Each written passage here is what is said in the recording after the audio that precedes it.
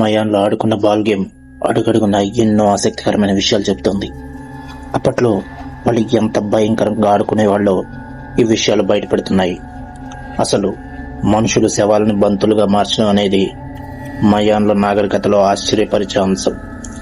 దీనికి సంబంధించి పురాతత్వవేత్తలు ఏం కనిపెట్టారు, ఈ బాల్ గేమ్ గురించి వారికి ఎలా తెలిసింది, ఈ గేమ్ ఎందుకు భయంకరమైనది, హింసాత్మకరమైన గేమ్ గా చెప్తుంటారో ఈ వీడియోలో తెలుసుకుందాం. ఈ ప్రపంచంలో మనల్ని బాగా ఎక్కువగా ఆశ్చర్యపరిచే నాగరికతలు 3 ఉన్నాయి. వాటిలో ఒకటి ఈజిప్ట్ కాగా, రెండోది సింధు నాగరికత, మూడోది మయాన్ల నాగరికత. భవిష్యత్తును ముందే ఊహించడం, సూర్యుని భక్తితో కొలవడం, పిరమిడ్ల నిర్మాణాలు, ఇలా మయాన్లకు సంబంధించి ఆసక్తికరమైన అంశాలు చాలా ఉన్నాయి. వాటిలో ఒకటి బాల్ గేమ్. మధ్య అమెరికా ప్రాంతంలో నివసించిన మయాన్లు ఈ గేమ్ని ఆడేవారు. ఇప్పుడున్న Arizona, New Mexico, Guatemala, Honduras, Belize ప్రాంతాల్లో ఈ గేమ్ ఆడేవారు.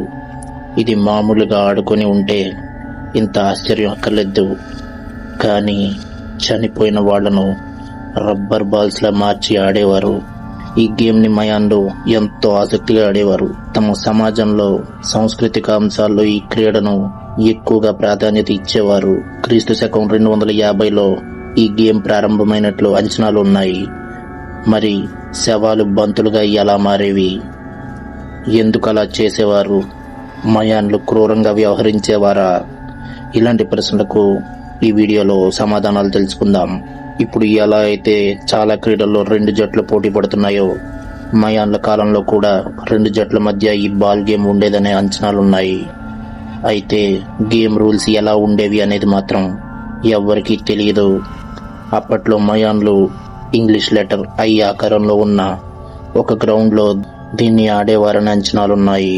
ఇక్కడ మరో ఆసక్తికరమైన విషయం కూడా ఉంది.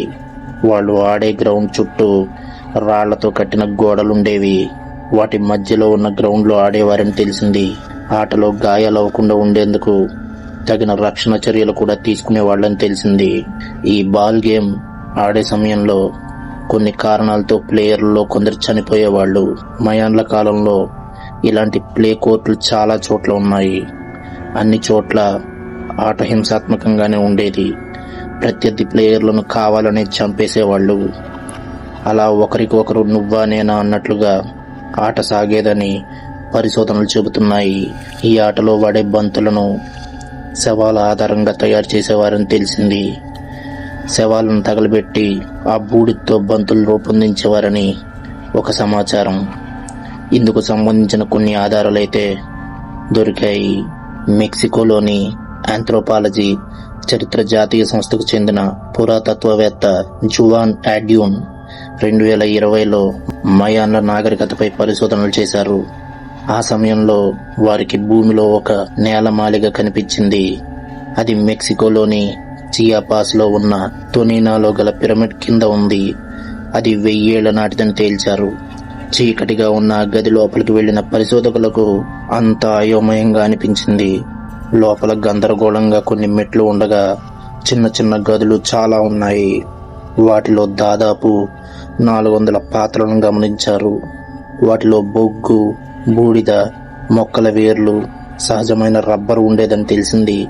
నేలమాళిగలోని పాత్రలలో ఉన్న బూడిద అప్పటి మయాన్లు పాలించిన వారి అస్థికలు కావచ్చని పురాతత్వవేత్తలు అంచనా వేశారు. ఆ అస్థికలను రబ్బర్ బంతులుగా మార్చడం ద్వారా చనిపోయిన వారు ఎప్పటికీ తమతోనే ఉంటారని మయాన్లు భావించినట్లు చెబుతున్నారు. ఇలా చేయడం వల్ల చనిపోయిన పాలకులు అమరులవుతారని మయాన్లు నమ్మి ఉంటారని అంచనా వేస్తున్నారు. నేలమాళిగకు దగ్గరలోనే ఉన్న యాక్సిలాన్ ప్రాంతంలో పురాతత్వవేత్తలకు కొన్ని విగ్రహాలు లభించాయి. అవి బంతులను విసురుతున్నట్లుగా ఉన్నాయి.